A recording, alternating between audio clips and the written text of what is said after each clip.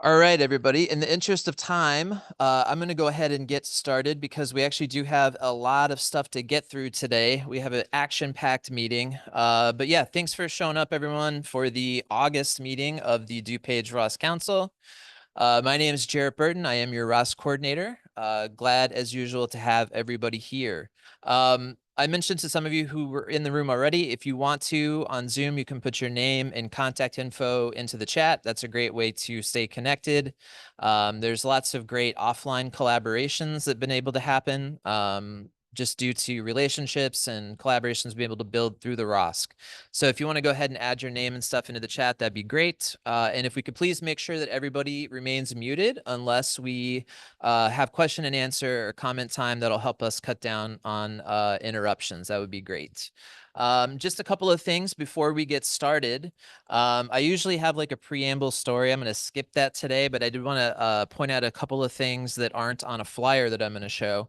I think at the last meeting I mentioned, if you were in the greater DuPage County area and you are getting gas, which most of us do, be on the lookout for DuPage ROSC, DuPage Health Department, collaborative stigma reduction campaign stuff. There's all kinds of signage at gas stations, not only like on pump toppers, but also on the actual gas pumps, which is pretty cool. This is someone saw it, Nicole, in Hinsdale. We made it to Hinsdale, guys. And Hinsdale actually pushed back on having a sober living house there one time. So I think we're making some good progress. So yeah, it's actually an extension of a stigma reduction campaign we did last year, which is cool. We're able to kind of expand that a little bit. So keep an eye out for that. You're also going to hear me talk today to at least one of our guests about having Narcan wall boxes. If you've been coming to our meetings or you've been part of DuPage ROSC, you'll know that that's a huge piece of what we do is provide these Narcan access points throughout DuPage County. It's really, really important that we're able to keep Narcan not only free, but easy to access in DuPage. And so we're always looking for partner sites to host these Narcan wall boxes. If you are somebody that works for an organization that's interested in maybe hosting a wall box, please let me know. We actually have a backlog right now that we're going to hope to get throughout the rest of the year. But if that's something that would be of interest to you, please let me know and we can have some conversations about that. So I'm going to go ahead and share my screen and we're going to go over a few promotional items. All right, on Zoom, somebody give me a thumbs up if you can see that. Okay, thumbs up. There we go. So what do we got going on today? After I discuss some of the upcoming meetings, trainings, events, Danny Sorbis is going to talk a little bit about the WhatsApp group. In addition to that, some peer support work that he is spearheading. Danielle Heffernan was actually just named our RCO coordinator, our brand new RCO coordinator. So she is going to jump on very, very briefly to talk about some of the things that the RCO is doing.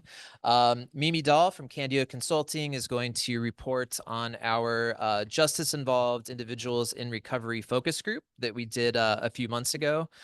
Very, very excited to get the reporting on that because I think that's something that's very, very crucial and obviously an area that DuPage ROSC had identified as an area of need. So glad that we can get some reporting back on that and hopefully can use that to kind of drive some of our focus in the coming year. YWCA Metro Chicago, Kiley and Sam are both here in person and they're going to be up here in the special VIP seat a little bit later. I'm just kidding. There's no stress at all. And then our friend Catherine from the Outreach House is also here to talk to us about their great organization. So we got a lot of stuff to get to today. So without further ado, why don't we go ahead and get started with promoting some of these things. Obviously, the big event coming up Thursday, August 29th from 6 to 9 p.m. is our Overdose Awareness Day event. We do this every year at Serenity House. If you've been able to attend previously, you probably know what an impactful kind of moving event that we have every year. Hundreds of people show up to it. It's a very, very special event. Last year, we did something kind of new, which is we started to provide canvases for people to make art and kind of express themselves, maybe in remembrance of somebody they lost or what recovery means to them. So we're really excited to be able to offer that again. Felicia Maselli, who works for us, puts together a lot of these great pieces of, people's photos of those that we've lost. If you want to honor someone, we are happy to accept those photos and make it part of the larger collage pieces that we do. If that's something you're interested in doing, please reach out. You can either put that in the chat or you can contact me. I usually send out follow-up emails to everyone who attends. So if you have photos of friends or loved ones and you want to honor them, please, we would love to have it. And Felicia can add that to the larger pieces that we're doing. So we hope you can join us for that event on the 29th. The day before, in conjunction with Live for Lolly, Hope for Healing, and the DuPage Health Department, we're going to be doing a virtual learning collaborative on harm reduction and substance use disorders. This is going to be really good as we kind of get into the back to school part of the year. This is good for people who maybe don't know a whole lot about substance use and opiate use disorder, but it's also a good brush up on what's going on in DuPage County as far as data related things. I'm going to be presenting a little piece about some of the things you can expect in treatment. So whether that's working one-on-one with a counselor or with peer support. So this should be really cool, being able to collaborate with these great groups that we've been doing stuff with for the past few years. So hopefully you can join us. I'll leave this up for about another 5 seconds while I ramble so you can take a shot of that QR code. But you can also find this on the DuPage Health Department's website. So through the rest of the month, we are still collecting socks for the Glen Ellen Public Library's community closet. I mentioned those Narcan wall boxes earlier. This is another one of our partner sites, the Glen Ellen Public Library. Very grateful to them for being the very first library in DuPage County to have a wall box, which is pretty amazing. When we were there installing it, we talked to them about their community closet, community cupboard, which is basically an area they collect things that some of the unhoused population in their area could definitely need. So things like toiletries, diapers. When I asked them, what is the most needed item that you have, almost immediately they told me socks. I always use myself as an example as a formerly unhoused person. Socks are very, very important. They are worth their weight in gold to have clean socks.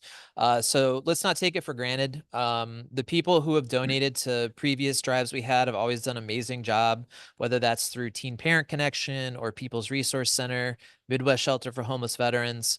Everyone is always so generous. So if you would like to donate new socks of all, I got to say new socks of all sizes, genders, ages, you can drop them off at Serenity House in Addison, usually Monday through Friday.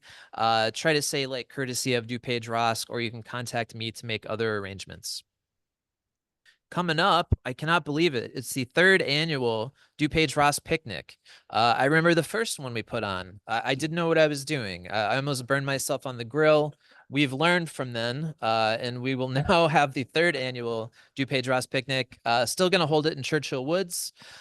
We hope you can make it. We're going to have food, fellowship, games. Everyone always has a really good time at this one. Completely free. We really like to show people that there's fun things to do. There's great sober support, especially people in early recovery. If you know somebody who is in early recovery and maybe is afraid that, their life can't be fun anymore. I hear that a lot with people in early recovery. They're worried about boredom. They're worried that they won't have fun anymore. Bring them to something like this. We really want to show them that there's great support networks for them in early recovery. So we hope you can make it to that one in Churchill Woods. Really cool presentation that I got to promote for next month at the DuPage ROSC presentation series, which is on Wednesday, September 18th at 10 a.m. Tom Farley, who is the brother of comedian Chris Farley, he also does work with the Rosecrans Foundation, will be doing a presentation for us that morning at 10 a.m. The DuPage ROSC presentation series are always completely free, completely open to the public. If that's something that sounds interesting to you, we would love to have you. They're separate from these ROSC Council meetings, and it's an opportunity for us to kind of get into a topic a little bit deeper, have a little bit more time to talk about things. And I'm glad that Tom Farley was going to be available and can join us for that one. If you ever miss these meetings, we do record them and put them on our YouTube, but we hope you can be there in person for these presentations. A new meeting that we started up recently is the Smart Recovery meeting over at Stony Brook Center. Look at that. Another community Narcan wall box partner. Stony Brook Center in Wheaton, Danielle, who I mentioned, RCO coordinator, and Felicia, who I also mentioned, have been going over there, starting a smart recovery meeting for the clients. But that is open, correct? That is open to the public. So if you know somebody who is trying to get into some type of recovery program, maybe they tried 12-step and it wasn't really working for them and they want to try something different, come out to Stony Brook Center every Wednesday from 1 to 2 p.m. And you can hang out with Felicia and Danielle and learn a little bit about smart recovery. Now, I'm going to turn over. I'm going to get the second mic out, the rare 2-mic appearance, to my colleague Danny Sorbus, who's going to talk a little bit about the DuPage ROSC referral hub, which I think a lot of you are already members. If you're not, Danny's going to give a brief rundown, and then he also is going to talk a little bit about the peer support work that he's doing through the CORS grant. So Danny, go right ahead. Thanks, Jared. Good afternoon, everyone. It is on, right? Can everybody hear me okay? Yep. Okay. We got All some right, nuts. cool. All right. So our referral hub started off as kind of a text thread between Jared and 7 other people. You know, part of the ROSC is filling the gaps of treatment and finding people help during that small window where people are ready to get help, right? As we all know, those who are in recovery, it's a very tiny window that we want to get people I'm support going to ask for. you to project Project, from the sorry. diaphragm. There we go. Let me talk a little bit louder. Sorry, guys. I mumble. I was told as a kid that I talk too loud, and I've compensated for it. So I'll talk louder now. So yes, instead of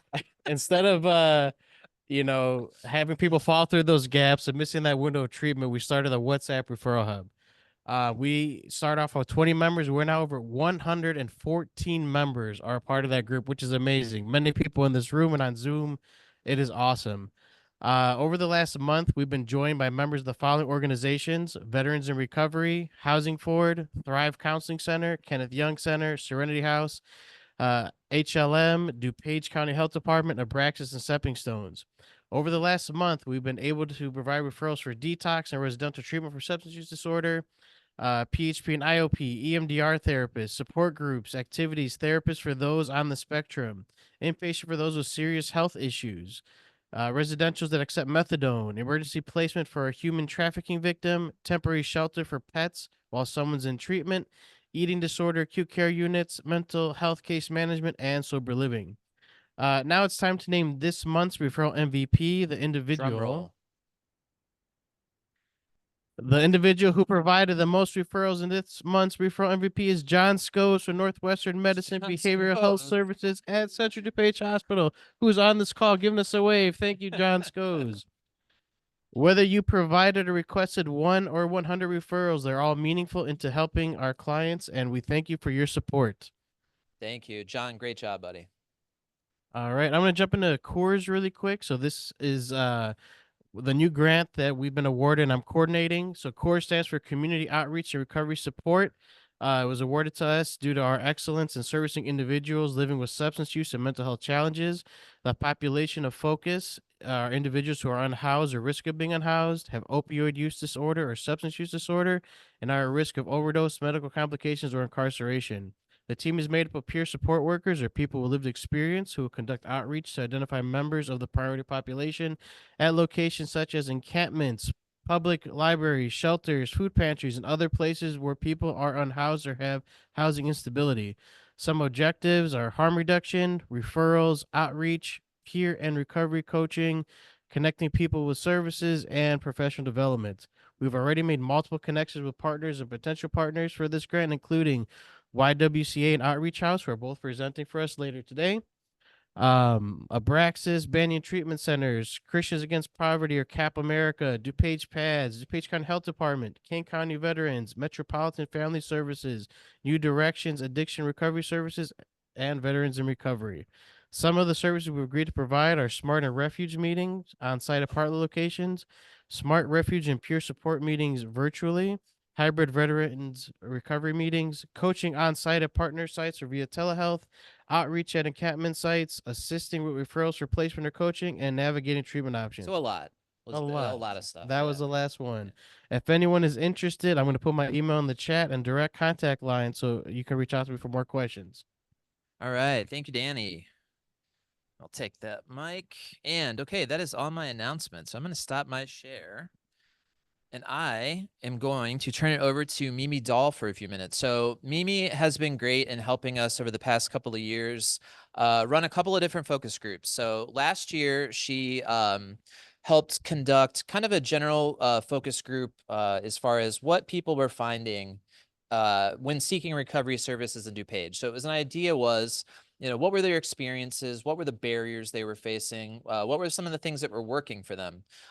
This year, as we were kind of honing the focus for particular topics, we wanted to talk to people who were justice involved. So what that means is people who are formerly incarcerated, people who are on some kind of court program. So whether that was problem-solving court, like drug court, probation, parole, what were their experiences in recovery while being in those types of programs? So we got the. Can we mute everybody, please? I was on a roll. Okay, I got thrown off. So I'm glad we're kind of get the focus group stuff back so we can kind of talk about these findings and then hopefully use that to direct some of the efforts that we do with ROSC for this year. So Mimi, I'm going to turn it over to you. Thank you for giving us some time this afternoon. Okay, let me just get us in presenter mode and we'll get started. Can everybody see that okay? Okay, awesome. Yep. Great. Thank you. Well, welcome everybody. I just have to say I am like so impressed with all the announcements I've heard already. A lot of amazing work going on. So we're happy to contribute a little more. As Jared kind of queued me up, I am going to be presenting findings from the focus group that we did with adults who had been previously incarcerated and looking at needs for treatment and recovery services. Before we get started, I'd like to just orient the work we do a little bit. To give you some background, we know that substance use treatment improves recidivism outcomes for justice-involved people, but that sometimes it's really hard to connect with those services. Sometimes there just aren't enough treatment beds. People aren't at a place where they're ready to engage in treatment and recovery services. Some folks have told us about peers that, discourage them from engaging in treatment. And there's also a lot of competing demands when people are kind of exiting that incarceration period and trying to get a lot of different aspects of their life up and running, transportation, work, social, you name it.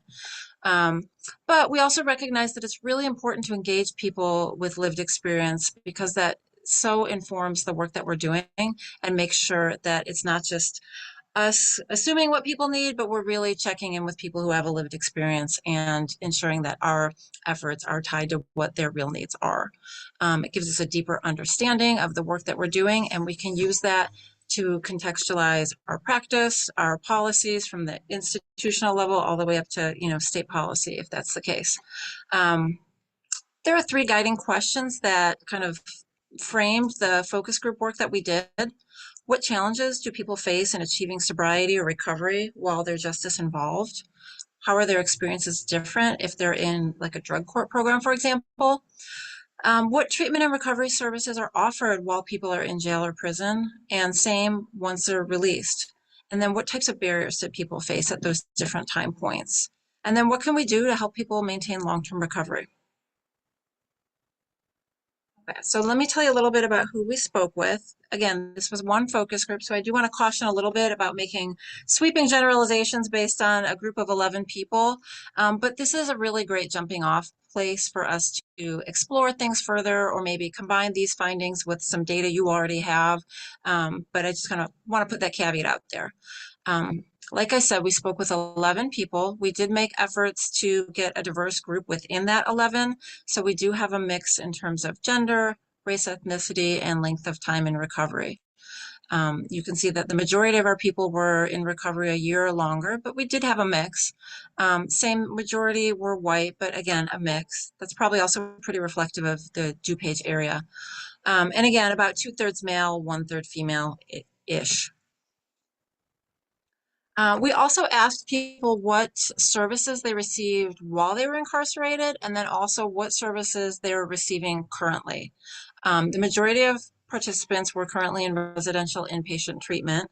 I think almost everybody was connected to Serenity House, so they had some access to treatment services that way. And while incarcerated, the story was a little bit different. People reported getting anywhere from no services at all to up to 3 different types of services while they were incarcerated. Okay.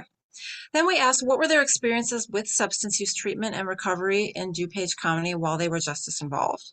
While they were incarcerated, folks mentioned that in DuPage, the experiences were more variable than what they named in other counties. For example, if they had been incarcerated in Kane or Kendall or different counties.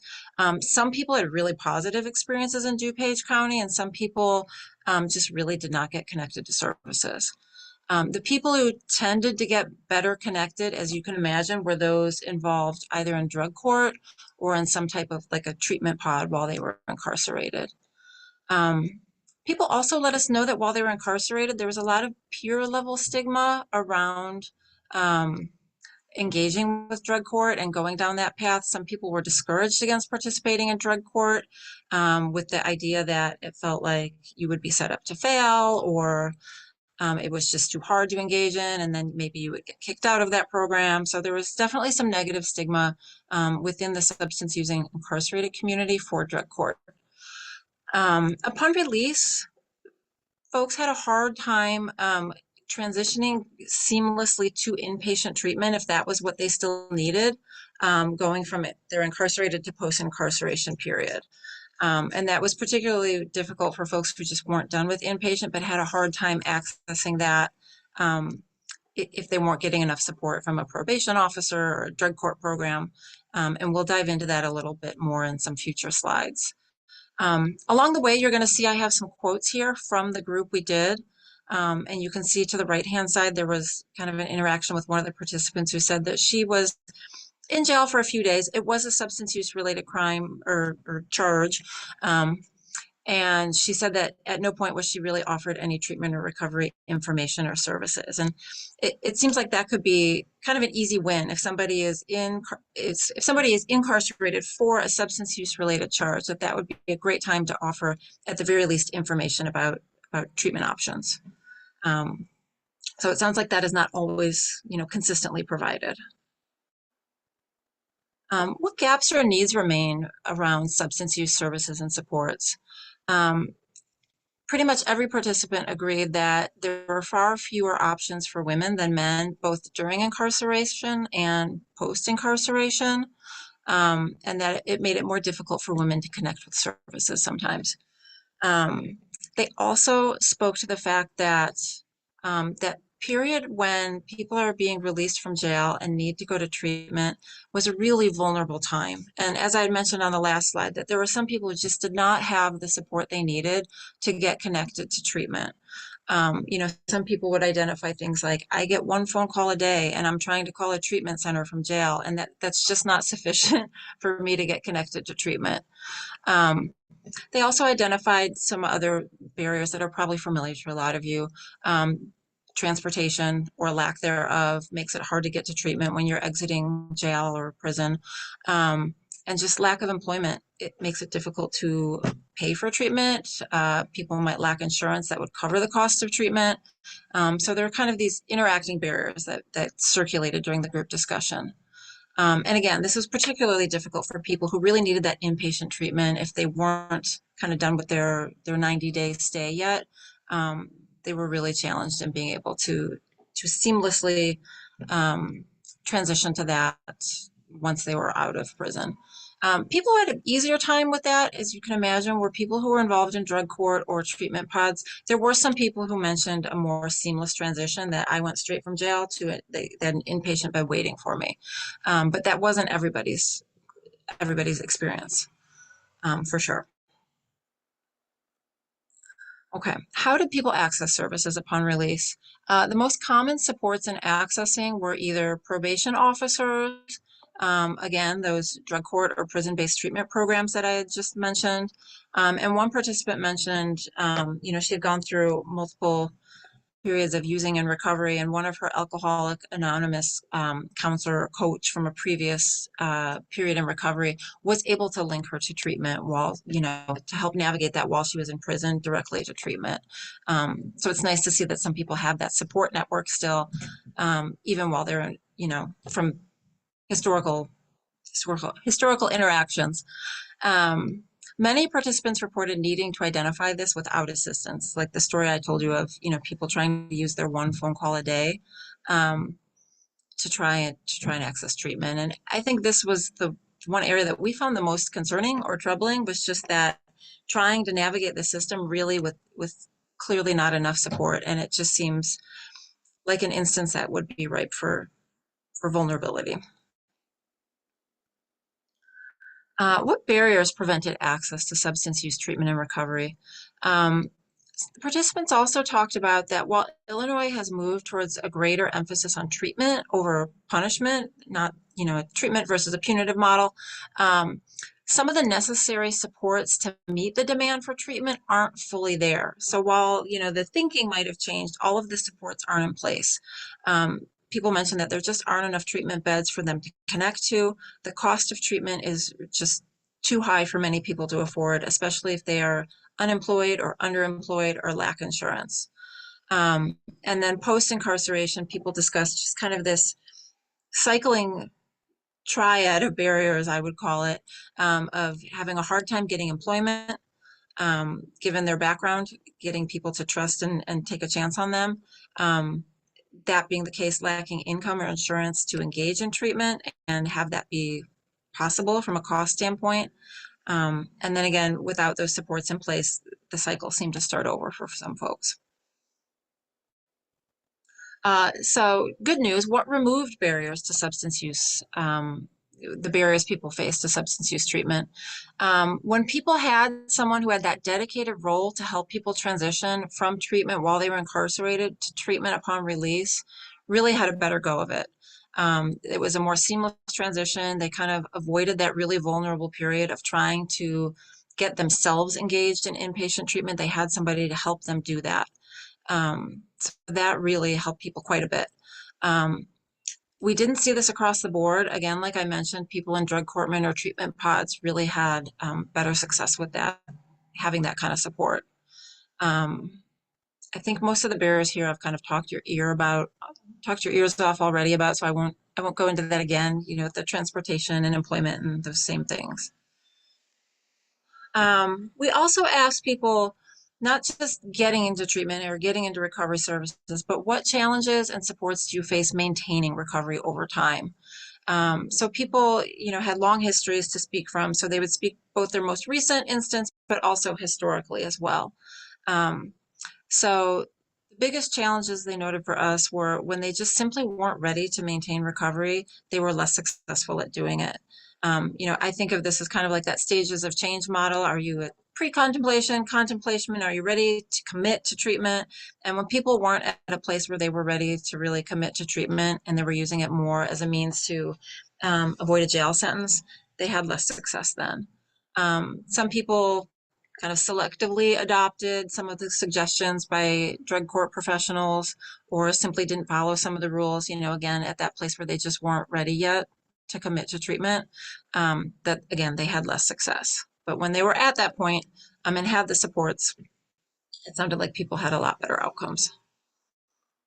Additionally, supports and challenges navigating substance use services, and this was specific to drug court. So people shared with us there were some really great things about drug court, but there are also some really challenging things. So the great things that people experienced were, again, that really seamless transition from jail to being out of jail and having that treatment. Also, the combined efforts of having substance use treatment along with mental health services. So many people talk about, we all know there's a ton of dual diagnosis, and that a lot of people are using substance use to address prior trauma, prior mental health concerns. So to address those together really makes a big difference. So that was a big help that people could navigate through drug court. The challenge people had with drug court was when they are trying to kind of re-enter post-incarceration and reestablish their life outside of jail, there were aspects of drug court that just made it hard to do that. So particularly around employment was really where it came up a lot. So background checks for employment could be held up in court sometimes. That made it really slowed people down being able to get employment. Having to take off work, some people said every 2 weeks for court appointments during work time is really challenging, especially for people who might not be completely open or transparent with their employers about, their needs to go to jail or their background. They might not want to reveal that, and it puts them in a tough position of maybe feeling like they have to when they don't want to. And again, drug tests also during work hours, to kind of just on the spot have to leave work and accommodate this can be challenging to maintaining employment. Again, facilitators and barriers to maintaining long-term recovery. Again, mental health services, hugely important to people. When people were able to kind of make that connection that some of the drivers of their substance use and really dig into those issues and help resolve some of those issues, really help turn the corner with treatment as well. Participants talked about triggers, some of the main triggers that were challenges to long-term recovery, including prior romantic relationships. If they saw peers relapse, that can be, very traumatic for people, or just family of origin. If there's a history of substance use there, that can really pull on people as well. Recommendations. So we broke this out kind of pre, during, and post-incarceration. So pre-incarceration, I'm going to harken back to that story of there was a woman who told us that, she was in jail for a few days for a substance related charge and never once was given any information about treatment or recovery services. It's a very natural moment to be able to provide some of those services, at the very least information, so people know where to go when they are ready to do that. And again, build awareness and destigmatize participation in drug court programs. Those were some issues that people also identified in this focus group as kind of barriers to participation. During incarceration, that seems like a really valuable time to help, one, build awareness for treatment while people are in jail or in prison, and also really planning for that post-incarceration period, so that transition period. So when someone is going from incarceration to post-incarceration, do we have services lined up for them so they're not falling through the cracks? And then again, post-incarceration, making sure that we're addressing some of those barriers that just keep rearing their ugly heads for people, getting connected and maintaining employment, getting access to transportation. We know that can be really hard for folks who have DUIs or some of the court costs associated with recovering licenses and that kind of stuff. And just trying to do whatever we can to boost access and availability of treatment so people can make that seamless transition. And then finally, addressing some of those barriers that people noted in drug court to maintaining employment. It seems like, that could be a solvable barrier. And that's it. If we have time, Jarrett, for questions or comments, I'm happy to take them. And I know you have a jam-packed agenda, so you tell me. We're a little short on time. However, what I'm happy to continue this conversation, and we may even have this as a topic at a future meeting, because I think there's enough here to talk about. Especially since that's a huge piece of what the ROSC has been trying to work with over the past couple of years. And I think the three, what you call the triad, I think are the same three that we see a lot of, which the barriers of transportation, employment, insurance, and then just the real need to pair up mental health with substance use seems to be, the same thing that we see with clients and referrals we get from the community. So I think based on, not only your recommendations, but the things that we see, we'll just have to continue to advocate for those things and in the work we do. So I appreciate you, Mimi, taking the time. It's always a pleasure working with you. And I'm sure we will again in the future. So thank you very much. Yep. Now, I do want to call up my first guest, the YWCA folks. Come on down. So glad to have from the YWCA, Kiley Baldwin, who's the manager of advocacy and crisis intervention services, and Sam Piper, who is an advocate, who are here from YWCA. And I only have one mic for the two of you. Is it okay if we share? Okay, I'm going to give you this. And then while y'all are talking, I'm actually going to pull up just your website so we can have that up on the screen. Perfect. So let me share that, and then we will get going. So yeah, welcome. Thank you for being here. And tell us a little bit about the YWCA, maybe some of the services, and then how to access those services if we need them. Absolutely. Thanks for having us here. With the YWCA, we have more than just advocacy, but we are the largest rape crisis center in Illinois. And what we wanted to give you a picture of today is the advocate side of what we do. And so we want to take you through the journey of a survivor. So we either get contacted by a police department, it's usually a hospital though, and we get dispatched at all hours of the day. We're on call 24/7. And then we have 1 hour to respond to that call at that hospital. So we are there relatively quickly. And then I'll have Sam discuss what happens at the hospital. First off, the hospitals that we respond to are Edward, Elmhurst, Good Sam, Central DuPage, and Glen Oak. So we cover all of DuPage County.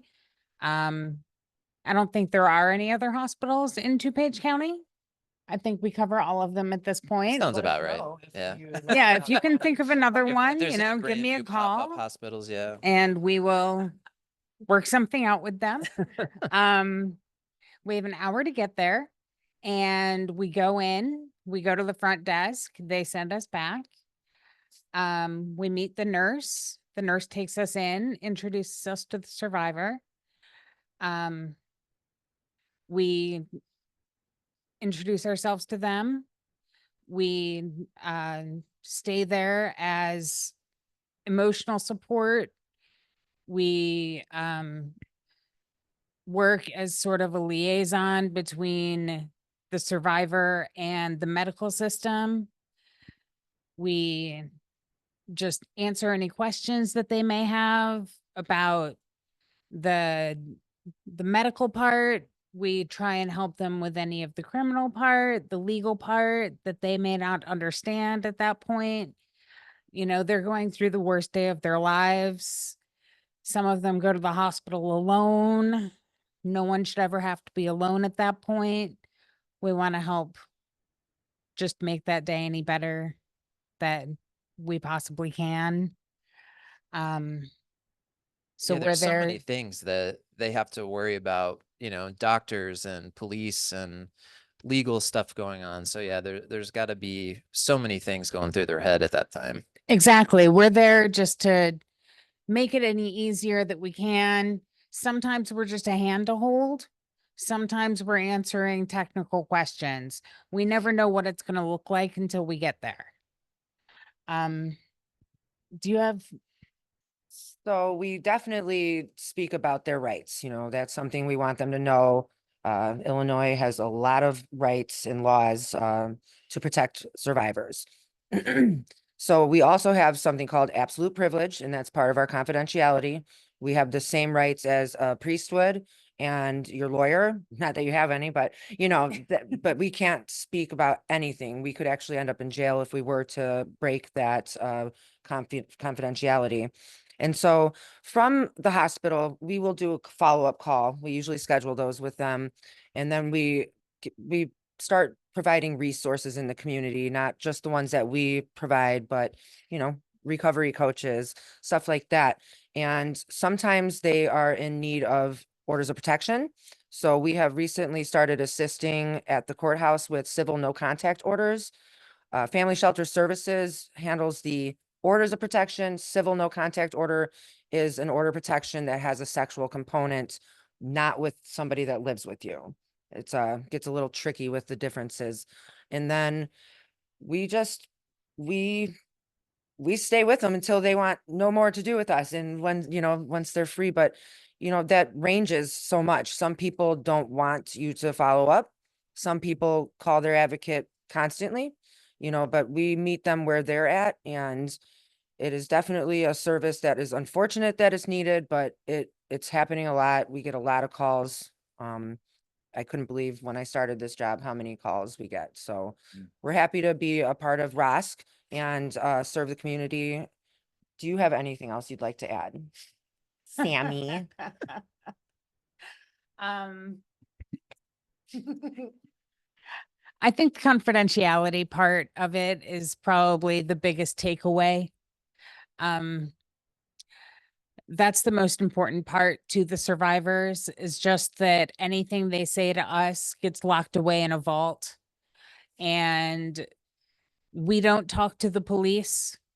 Anything they say to us just gets completely locked away. We don't answer any questions. We can't be questioned. We can't be called to the stand. So, it's just completely safe. And they can feel safe with us.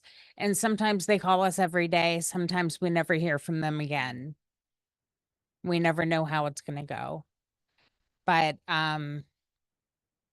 it's really kind of a survivor-led situation.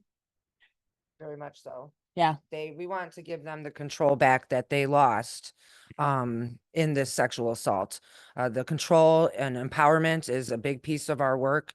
We want to leave them feeling the best they can after surviving such an awful situation. So, I mean, we could talk for hours about everything. I want to keep it, but we just wanted you to be aware of what it is like for an advocate and what the survivor receives as services from the YWCA. Well, and the reason why we invited you and the reason why we try to connect and collaborate with the ROSC and the peer support grant is because there's big intersections through a lot of the work that we do. So, a lot of referrals we get from the community, a lot of the people that are clients at Serenity House, are survivors of sexual assault. A lot of the people you may see in the emergency rooms may be dealing with a substance use challenge or a mental health challenge.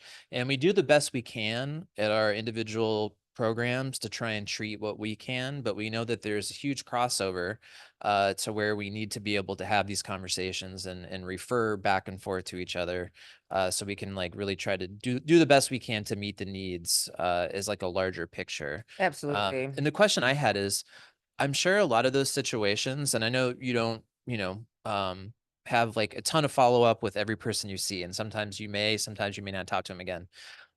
Is a lot of those situations where the person needs to maybe be rapidly rehoused or, needs to be kind of out of their living situation, and then do you refer somebody specifically for that type of help, or are you able to help them through the YWCA and some of those resources? Sure. So I think in the recovery world and in our land, housing is definitely the number one hardest thing to find for people. So I haven't come across a lot of them when there's human trafficking component involved. Usually there's that rehousing, and you saw me reach out to the ROSC the other week looking, does anybody have a resource, because housing is very limited in Illinois for survivors and for survivors of substance abuse. So I would like you to definitely check out the website, because we do help with education, prevention, housing, families, early child development. So I didn't want to speak to all of that because that's not my wheelhouse with them, right? We can definitely speak about the advocacy part. But the YWCA has been around since 1865. They were a part of a lot of the women's movements and equal rights. So they've been through a lot. But we definitely refer out. Substance abuse is something that we want to have addressed with them. And so if we do get to have that continuum of services, we are constantly referring. We need to find what needs to be met at that point, and then we help them get to that. Beautiful. Does anybody have any questions for Kiley and Sam, either on the Zoom or here in person? If you're on the Zoom, you can put up your little digital hand and I'll look for it. If anybody here in person has a question, you can just raise your hand. And Donna Renard, you want to scream it? I'm just wondering, statistically, have you seen the numbers go up? This month, this July and August so far have been very, very, They've been high. yeah. And so I'm a very new member of the YWCA, so I've only been here since May, but statistically, I know that we were called out to, I think, over 200 hospital calls last year, and we are well on the way to be probably surpassing that this year. But awareness also brings people the resources so they're aware, like the sane nurses at the hospitals. Most of the survivors have no ideas that they have rights, that there's victim rights, that there are advocates that will be that with them. So getting the word out to more people about services is also going to make people more comfortable in reporting and going to a hospital for services there. Thank you, Donna. Thank you. Our friend Astrid on the Zoom, I see your little digital hand. You can unmute and ask your question. Thank you. Thank you for your presentation. So what I'm hearing, is it true that your clients come from hospital phone calls? Are there any other referral points that you get clients? Do you ever get direct calls? We get direct calls from a 24-hour hotline. Oh, okay. And just so everyone is aware, the hotline number is 888-293-2080. We've got some beautiful hand cards here, which we'll have for the in-person folks, but yeah, we'll promote these as well with the information on it. That hotline also provides crisis intervention. So they might not be looking for direct services at that moment, but maybe they're advocates on vacation and they just need to get a hold of somebody right now to work through a crisis. So they handle a lot of that. They also handle our PREA calls from the jail, DuPage County Jail. So, the hotline is our hub. But we also, meet people out in the community when we're doing tabling events that might disclose sexual assault. And that's called a non-client crisis intervention. And we can connect them to our wait list for free counseling. Maybe they need assistance with substance misuse and we can get them directed in the right way. Yeah. So we get calls from the hotline, from the hospitals, in person, and occasionally from police departments as well. Okay. There was one more question down here. My name is Matilda Faria. I work for healthcare's alternative system. I was wondering if you guys receive main calls. Main calls? Calls from men? Men. Oh, yes. Yeah, we do get calls for men, for women, for children, for people of all kinds. How is the percentage? The percentage is smaller, but certainly men as well. Thank you, Matilda. Yes. How long is the wait list was a question. The wait list for what? For counseling. Yes. I'm not exactly sure how long the counseling wait list is right now. Yes. It is currently 3 to 6 months. However, we're hoping that some of the funding we got is going to allow them to hire one more counselor at our site. And so fingers crossed, we absolutely hate that wait list. Yeah. Hate it. And I hate to cut this off because we're going to be out of time. We got to get to the second presenter. But hang around afterwards, and if there's other questions, we'll make sure we get to that. So Thank you for your Kiley, time. thank you so much. We appreciate it. Such important work that y'all are doing. I'm going to keep this screen up. I'm going to go to my tab right next to us. And I'm going to bring up Catherine Lynott, who is our friend from the Outreach House in Lombard. Catherine and I met from Catholic Charities meeting, and I was talking about Narcan boxes, and she was one of the ones that reached out. And it's been a great partnership since then. So, Catherine, I'm going to let you take the mic here and talk a little bit about the history of Outreach House and some of the services that you provide. And always glad to have you with us. So thank you for making the time. Thanks so much, Jared. Sorry I can't be there in person. I explained to Jared my son's home from college and he took the car, so I'm stranded. So I am the executive director of the Outreach House. The Outreach House has 4 programs. We have a food pantry, a clothes closet, an infant needs program called First Things First, where we provide diapers and baby clothes, and an emergency assistance program where we assist with final disconnection notices for essential services. Our 4 programs originated in 2 churches here in Lombard. So they originated as church-based ministries. Over 3 years ago, the boards of the churches and the programs came together and agreed to combine them. into one organization under a 501c3 umbrella called the Outreach House. So no longer religiously affiliated, although supported by a lot of the volunteers from those churches. And then 2 years ago tomorrow, we opened our doors here at our new location in Lombard at 805 South Main Street. And that was our big push to bring those 4 programs not only under a legal umbrella, but also under one roof. Since we moved here 4 years ago, for 2 years ago, we have more than doubled the number of people we're serving. So before we moved, the pantry is the busiest of our programs in terms of the number of people we served. We were serving about 200 families a week. We're now regularly serving over 550 households a week.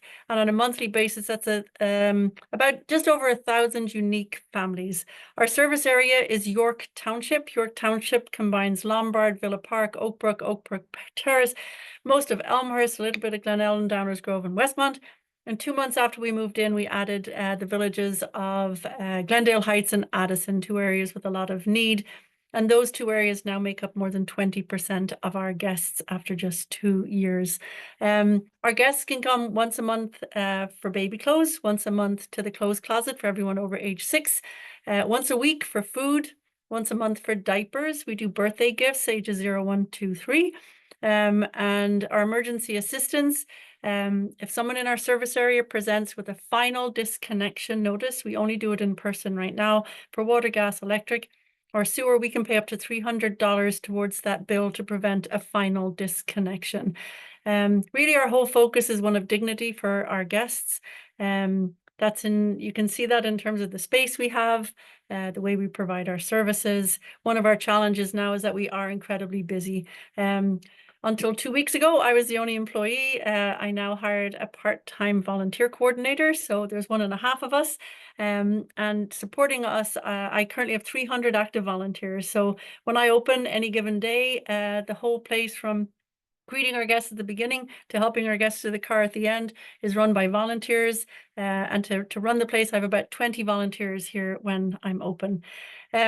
So we're very much essential services, but to try and support our guests without having any caseworkers here, we don't have any full-time staff. This is how I've started kind of trying to build relationships with as many local nonprofits as I can and other groups that are providing support. That's how Jarrett and I got connected. One of our, I suppose, most successful relationships is with Access DuPage. Yoel, many of you may know him from the community. He comes at least twice a month and does outreach to our guests. And through Joel and through Access DuPage, we did Be a Hero training with them. So almost 30 of my volunteers and some of our guests showed up to get training on AED, CPR, and Narcan. And after that, they gave us a defibrillator. So we have an AED machine now hanging in our space. Once we had our Narcan training, then Jarrett and I collaborated and we have our great free Narcan distribution box now sitting in our welcome room, as well as fentanyl and xylazine testing strips. So even though only people in our service area can come in for our services, we've put on our website and we post on social media that anyone in the community is welcome to come and get the Narcan and fentanyl testing strips. They're not limited only to our guests. And now Jarrett and I are working together. I have the names, so I'm going to introduce him to the Lombard Library, and hopefully we will get another box put up there. We also partner with Glenbard Early Childhood Collaborative. They reach out to our guests to help support children with developmental needs. University of Illinois Extension, they come, they provide support. There's a group called Senior Home Sharing. They reach out to our seniors to get in-home counseling. So if there's anybody there who's interested in coming and doing outreach directly to our guests during our opening hours, that's something that we're really, really keen on. So we're excited to have Danny coming to do that with us. And hopefully, one of the things we're missing, I think, is more mental health support, which we know Danny's going to help with that. So really, anybody who's in touch with nonprofits who'd be willing to come and do outreach directly to our guests are very welcome, and they can email me at director@theoutreachhouse.org. Thank you. Yeah, and I have to say, I have been fortunate to come to Outreach House on a few occasions now, and she's not lying when she says she has hundreds of volunteers. It is always busy, and Catherine has figured out a way to maneuver around that place. And I'm very jealous of the way she's able to maneuver. I got to learn some of those tricks. But like she said, I think being able to connect her with organizations who are able to come out and do outreach in person, just like I mentioned with YWCA, with organizations like the Outreach House, there's all kinds of intersectionality with the things that her client base is going through that we're able to treat and we're able to do with some resource brokering with. And it's good for us to be able to have these conversations and find these chances to collaborate. So if you haven't gotten a chance to go check it out, Outreach House, it's phenomenal. I've driven by it even when I'm not doing a visit, and there is a line that starts very early in the morning. She was not lying about the amount of families that she services over there. There is a line that starts at, what would you say, 5 a.m., 5:30? Well, it used to start at 3 a.m., but we stopped it. So we've created a rule now that Yeah. people can't be in our car park before 8:30 because we have arguments and fights and restroom needs and all those things. So now we created a list of guest guidelines, and one of those is you can't be in our car park earlier than 8:30 to try and prevent those issues. One thing I forgot to say, our 2-year anniversary celebration is next week on August 22nd from 4 till 7. It's an open house. Everybody's welcome, so you can come and see. We'll have some light refreshments and some very exciting gifts. What do you call them? Raffles. So you're going to get a ticket, Nice. and you'll be able to hopefully win a prize. So Excellent. Does anybody have any questions or comments for Catherine, either in person or on Zoom? Same rules apply. You can raise your little hand or just request the mic here. Going once, going twice. Nicole made a comment that she'd like to donate time to talk. Nicole, if you There can we go. email me at director@theoutreachhouse.org, I can explain to you how you can set up time to do just that. Thank you. All right. Well, Catherine, thank you so much. Always thrilled to be able to talk to you. Glad we can continue partnerships. Thank And you. like I said, if you're over in Lombard, check it out. And if you need Narcan or any of those services, you can stop over there as well. I've got about a couple minutes left. I do want to I'd be remiss if I didn't bring Danielle up for a second. Danielle just took over as RCO coordinator. We couldn't be more thrilled. She has done amazing work for the ROSC over the past, what is it, year and a half? Coming up on a year and a half. Yeah, and so now that she's the RCO coordinator, she's just going to continue that work. So I want to let her talk for a minute or so about what's the RCO up to? What's the RCO doing? All right. Hey, everybody. My name is Danielle. I'm the new RCO coordinator. So yeah, with the RCO, we're going to be starting to have a lot more events coming up. Next one, I don't have a set date yet, but it's going to be in early October. We're going to reschedule our nature walk, forest bathing that we do with the Conservation Foundation. So that'll be really awesome. And stay tuned. We're going to have a bunch of events coming up over the winter and then Well, we talked about a karaoke night possibly, right? Yes, we're thinking of karaoke night soon, maybe a movie night soon. So we got a lot of ideas. We're going to do a lot of fun stuff the end of this year into next year. One thing I did want to mention is, so one thing that the RCO does is we go into schools quite often. And one thing I'm trying to work up is like a roster list of people that might want to volunteer to come help us out, speak at the schools, share their experience, strength, and hope. If anybody is interested, anybody with lived experience, I'm going to put my email in the chat. You can go ahead and shoot me an email and I'll add you to the list, and I'll send emails out seeing if anybody's available to come with and help us out. It's a really rewarding experience. I've done it quite a few times and it's really nice. A lot of the kids really appreciate it too. As somebody who's been doing the school stuff for a few years, it's always very, very gratifying. So yeah, hit her up. I've got about, well, it's 4 o'clock now. If anyone needs to jump off, they can, but I will. Does anyone have any other program announcements they want to make, either online or in person? All right, look, we made it right on the mark at 4. We did it, y'all. Thank you, everybody. Again, overdose awareness is on the 29th. We would love to have you out at Serenity House. Hope you can see us. If not, we'll see you on the second Wednesday of every month. We'll see you in September for the next one. I'll stay on here for just a minute if anybody has any questions. Otherwise, enjoy the rest of your afternoon. Thanks. Have a good one.